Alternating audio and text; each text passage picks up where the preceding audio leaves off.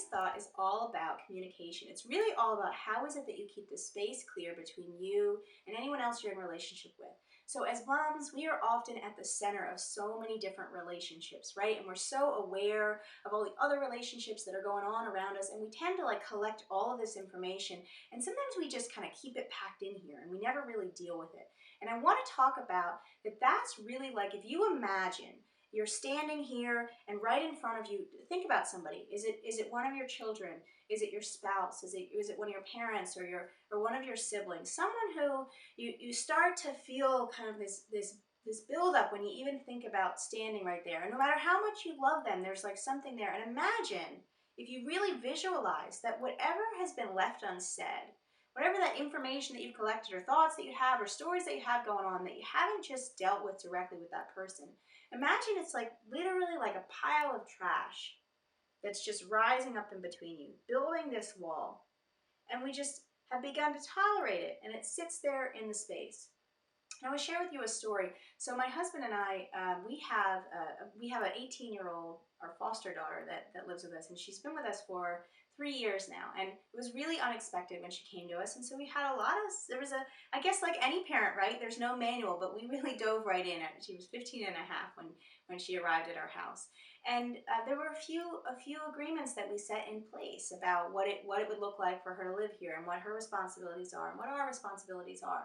And over time, we found that, like any good teenager, she was really pushing against what it was that we'd agreed about. So she had chores like taking out the trash. And we'd find that really consistently there'd be this like give an inch, take a mile, that there was always this push against that. And I started to have this incredible amount of resentment about that. Like I'd have conversations with her and I'd say, hey, what's going on? Do you understand what your responsibilities are? And she'd say, yep, I get it. And then I'd come home and the trash wouldn't be taken out. And I started down that path of feeling that story about how much I give and give and give and give. And all I ask is this one little thing, and I'm so disrespected. And you can see that, like, if we think about that, each one of those thoughts is a piece of garbage. And if my daughter Jenna were standing right in front of me, it's just like this would just begin to pile up until eventually I can't even see her anymore. And I certainly can't wrap my arms around her. And regardless of how much I love her, like there it is in the space.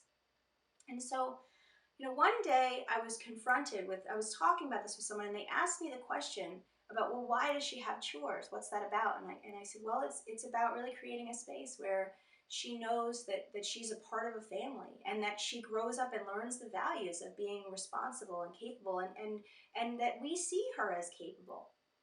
And they asked me, does she know that? Does she have any idea that that's your vision for her around this stuff? And I thought, well, I don't know. Because that was part of what was in the space. That was part of what I hadn't made clear. I just assumed that.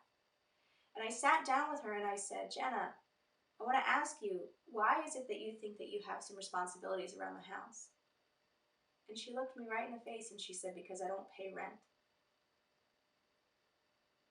And even saying that now, like it's still, like my throat tightens around that, because what happened is that I wasn't willing to be courageous enough to just sit down and really get clear about what my vision was for her and why that mattered, and enroll her in that and get her excited about what it meant to be part of our family and what it meant to be a responsible adult that contributes and gives back. And so I cleared that up. I had this opportunity to just look at what was in the space and clear it up and say, like, no, that's not why. This is why.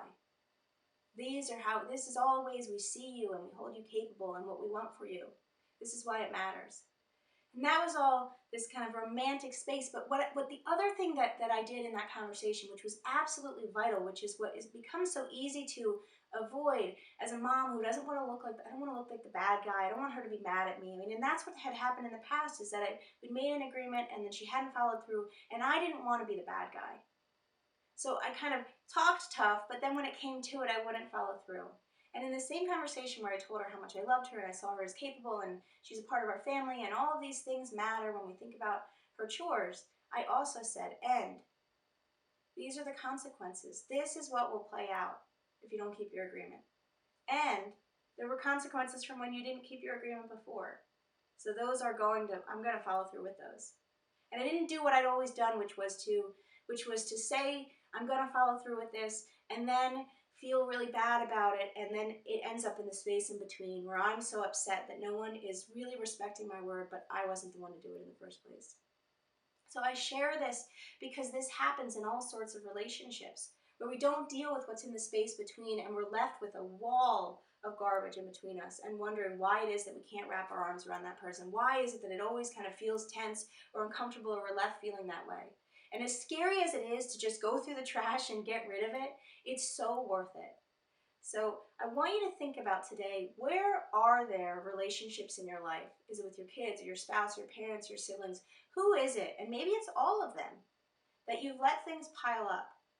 And what would it look like to begin to take out that trash? To just talk about the person in front of you, to say, hey, do you notice there's some trash here? Because even just having that conversation begins to open the space. You can both work together to clear that out.